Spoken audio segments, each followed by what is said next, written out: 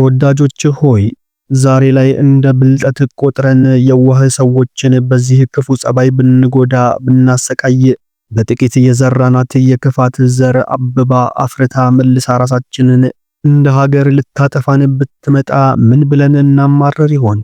እንደ እንቁ አስሰን እማናገኛቸውን መልካም ሰዎች በብልጠታችን ተመክተን በፍጹም አንጉዳቸው። በእውነትም ይህ ነገር ዘርን እንደ መብላት ይቆጠራል። ምን እየፈለገ ቢቸገር ገበሬ ምርጥ ዘሩን አይበላም። የችግሩን ቀን እንደምንም ተቋቁሞ ያልፈዋል እንጂ። ዛሬ ግን ታላላቅ ተስፋ ያላቸውን ወዳጆቻቸውን በተራ ችግርና ቅናት ጠልፈው የጣሉና የበሉ ብዙ ሰዎችን እየተመለከትን ነው። እነዚህ ታላላቅ ተስፋ ያላቸው ሰዎች እኮ እንደ ምርጥ ዘር ናቸው።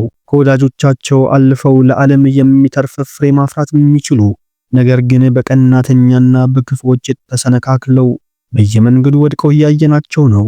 በእውነት መንገዳችንን ቆም ብለን እንመልከት። ከፈጣሪም ጋር በእውነት እንዳንጣላ እናስተውል።